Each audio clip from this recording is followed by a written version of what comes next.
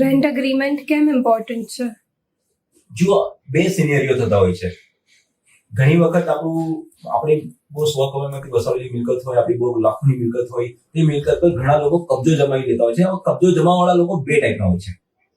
બે ટાઈપમાં એક ટાઈપ એવો હોય છે કે જેને આપણે આપણી મરજીથી આપેલું હોય, મકાન, દુકાન, પ્લોટ, જે પણ કઈ વસ્તુ આપણે આપણી મરજીથી આપેલું, એમાં કંઈક એગ્રીમેન્ટ કરેલા હોય છે. ને ઘણા લોકો એવા હોય છે કે જેની સાથે આપણે કોઈ રિલેશન નથી હોતું, કોઈ એગ્રીમેન્ટ નથી, ગેરકાયદેસર રીતે પચાવી પાડે. તો ગેરકાયદેસર રીતે પચાવી પાડેલા લોકો માટે તમે પોલીસ સ્ટેશનનો આશરો લઈને આગળ વધી શકો છો. પણ જ્યારે મરજીથી કંઈક વસ્તુ આપો છો, તમારું મકાન આપો છો, ત્યારે તમારે એના માટે એગ્રીમેન્ટ કરવો જરૂરી હોય છે. જેવી રીતે સમજો કે તમે ભાડેથી વસ્તુ આપો છો, તો તમારે રેન્ટ એગ્રીમેન્ટ કરાવવો જરૂરી છે. રેન્ટ એગ્રીમેન્ટ હશે તો તમને કોર્ટ કઈક પ્રકારની દાદ આપી શકશે. તમે પ્રોપર વેમાં રેન્ટ એગ્રીમેન્ટ નહીં બનાવેલો હશે તો પોલીસ વાળા પણ તમને હેલ્પ નહીં કરશે. એટલે એના માટે તમારે રેન્ટ એગ્રીમેન્ટ કરવો બહુ જ જરૂરી હોય છે. તમારા પોતાના અધિકારો સુરક્ષિત રાખવા માટે રેન્ટ એગ્રીમેન્ટ ઇમ્પોર્ટન્ટ હોય છે. એટલે પ્રોપર વેમાં કરવો જોઈએ.